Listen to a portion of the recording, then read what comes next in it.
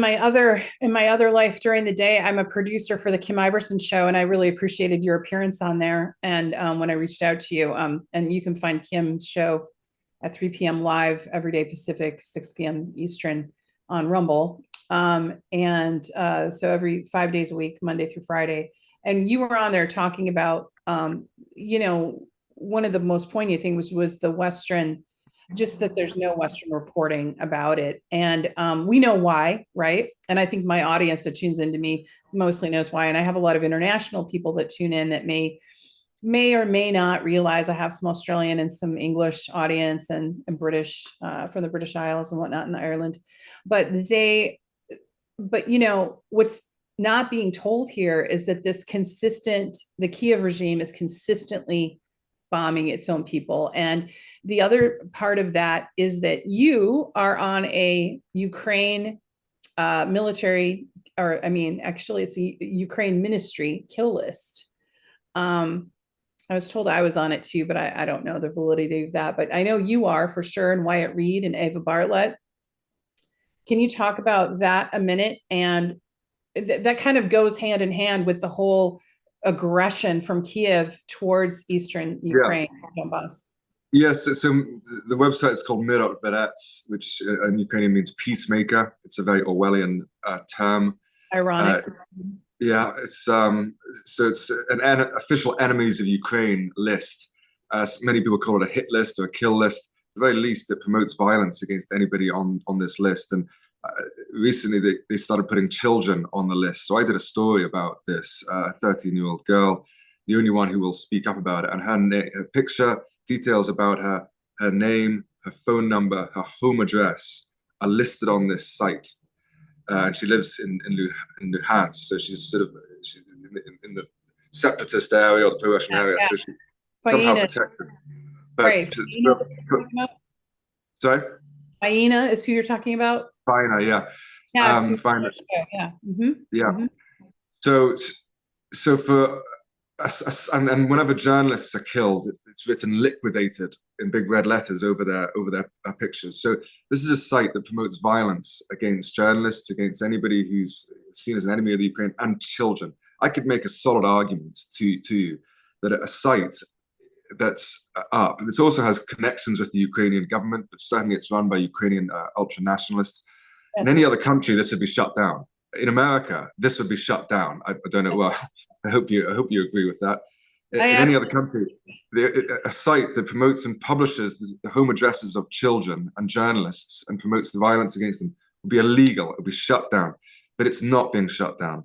And I can make a case to you that a website that promotes violence against children is the most serious human rights violation in Europe today. I can make a serious argument that that's the case. And the reason this site is up is because it promotes extremism in Ukraine. Over the last 8 years, there's been some fantastic documentaries by The Guardian. Time magazine did a fantastic documentary about the extremism, the white supremacy extremism in Ukraine.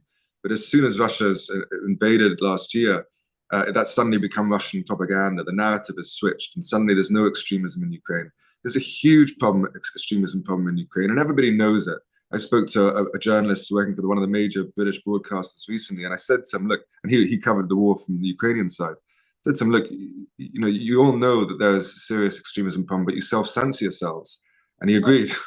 They all know it, that Ukraine is serious. And the reason extremism is so serious in Ukraine is because most Ukrainians didn't want to fight a war with Russia. Most Ukrainians wanted a peace with the separatists in the east over the last 8 years. Most Ukrainians want to live in peace.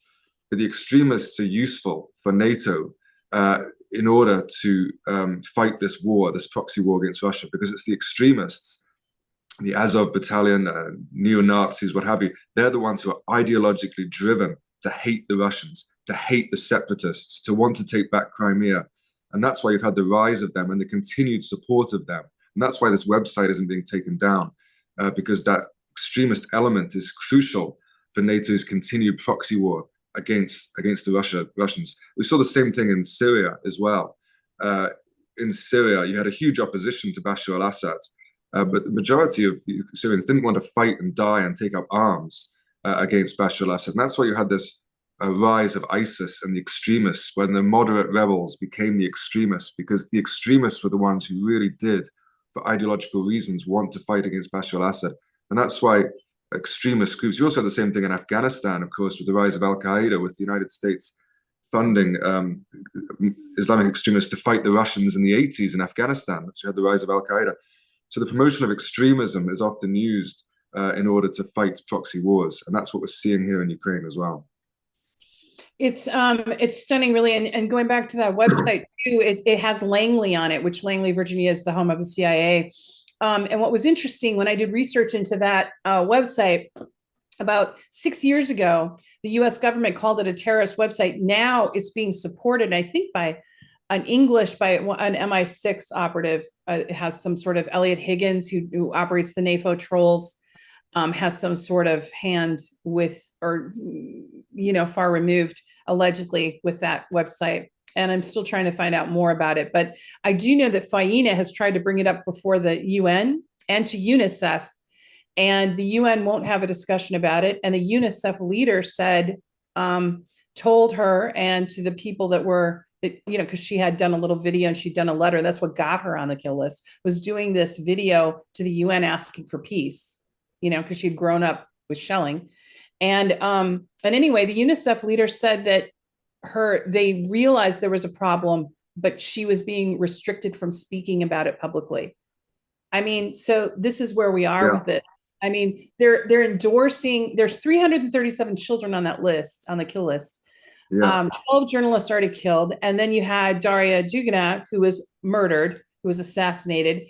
And in a recent Spaces, one of the Ukrainian propagandists said that, was floating the theory that her father killed her, which is just ludicrous. But that's the level of propaganda that is coming to try to perpetuate, like you were saying, this hate, this extremism, and forcing people to live in terror.